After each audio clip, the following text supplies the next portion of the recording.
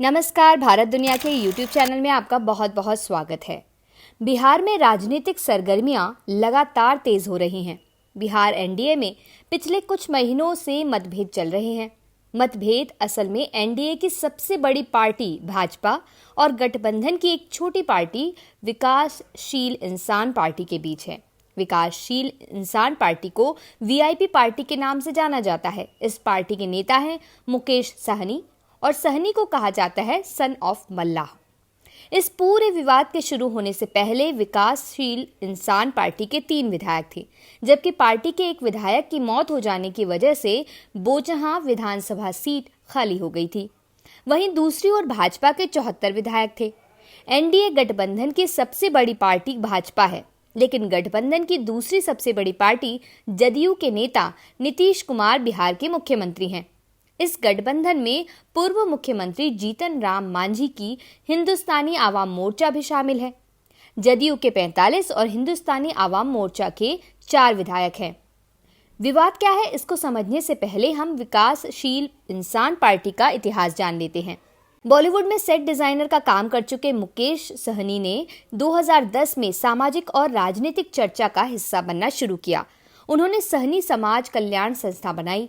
सहनी ने अपने समाज में जल्दी ही पकड़ बना ली थी और 2014 के लोकसभा चुनाव में सहनी भाजपा के खेमे में नजर आ रहे थे।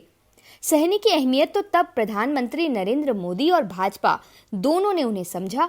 2015 में मुकेश सहनी ने निषाद विकास संघ की स्थापना की। इसके बाद सहनी अपने समाज के लोगों को एकजुट करते रहे और 2018 में उन्होंने अपनी पार्टी बना ली, जिसका नाम है विकासशील इंसान पार्टी। 2019 लोकसभा चुनाव में इस पार्टी ने राजद कांग्रेस की महागठबंधन के साथ चुनाव लड़ा। गठबंधन ने पार्टी को 3 सीटें दी, लेकिन तीनों सीटों पर विकासशील इंसान पार्टी की हार हुई।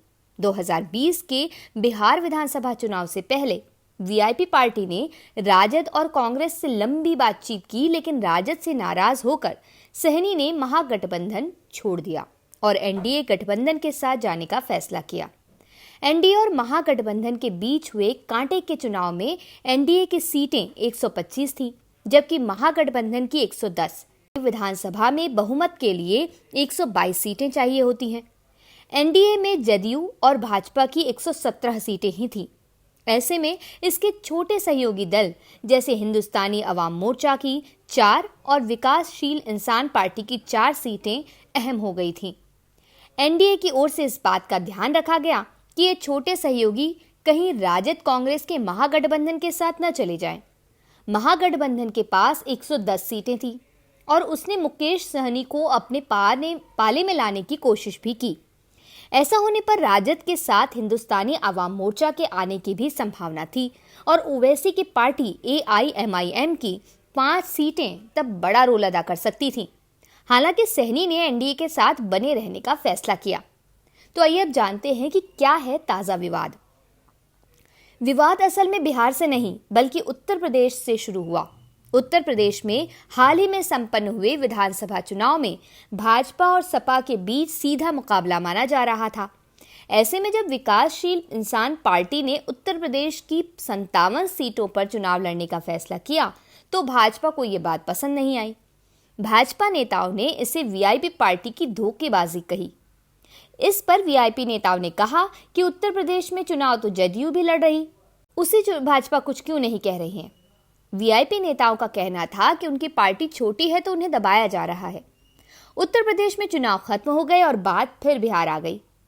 2020 में जब बिहार विधानसभा चुनाव हुए तो बोचहां विधानसभा सीट से वीआईपी पार्टी के नेता मुसाफिर पासवान चुनाव जीते थे।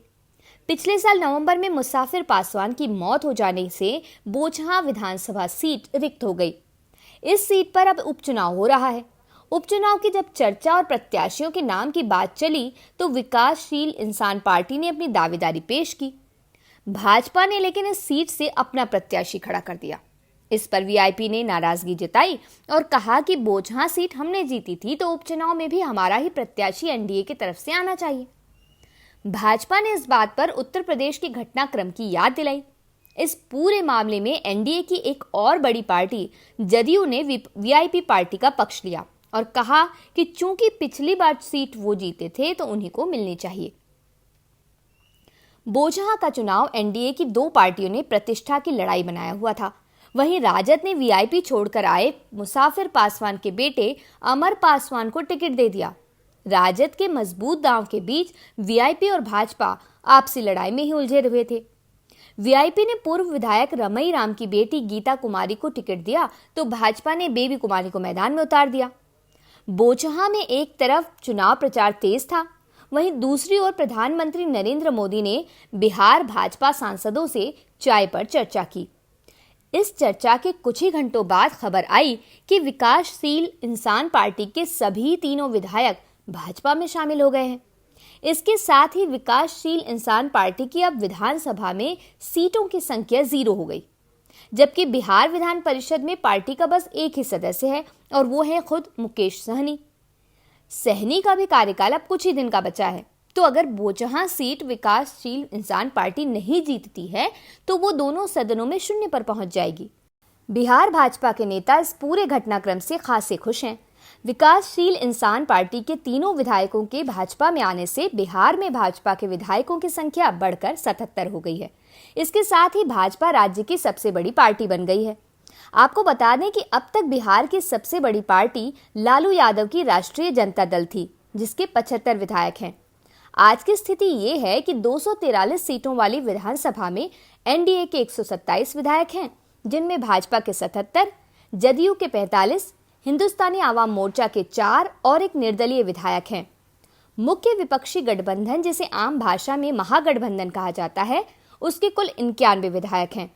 इनमें से राजद के 75, सीपीआई माले के 12, सीपीआई के 2 और सीपीएम के 2 विधायक हैं। वहीं कांग्रेस ने राजद से मतभेदों के बाद खुद को महागठबंधन से अलग कर रखा है। कांग्रेस के 19 विधायक हैं।